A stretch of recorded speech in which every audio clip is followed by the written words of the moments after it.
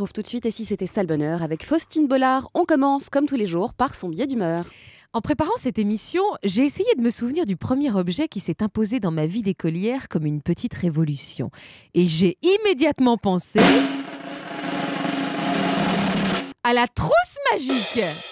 Alors, la trousse magique, c'est un truc qui concerne vraiment ma génération, même si je crois que ça existe encore. C'était une sorte de trousse-couteau suisse. Une boîte rectangulaire et plastifiée avec un petit clavier de boutons sur le côté.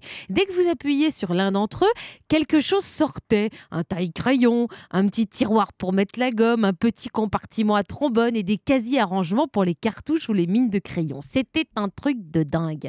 C'était un peu le smartphone du moins de 12 ans. Déjà, à l'époque, il y avait vraiment une application pour tout.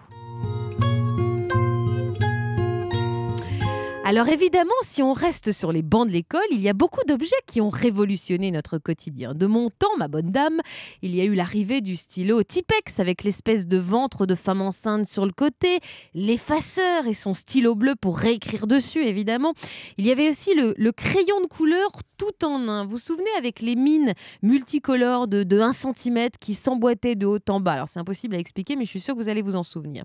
À l'âge de Lionel, ou Marie-Athénoïs, à savoir 23 ans, ce dont il se rappelle avec une certaine émotion, ce sont les stylos à plumes rétractables. Ça sert à rien, mais ça a juste l'air de les exciter comme 2 ados devant Justin Bieber. Et puis, il y a le Bic beige qui se gomme. Jamais entendu parler. En même temps, il y a quelques jours, j'ai réalisé qu'ils n'étaient pas capables de fredonner une seule chanson d'Annie Lennox. Alors dans la famille, je devrais avoir honte. Je pense que ce sont eux qui gagnent.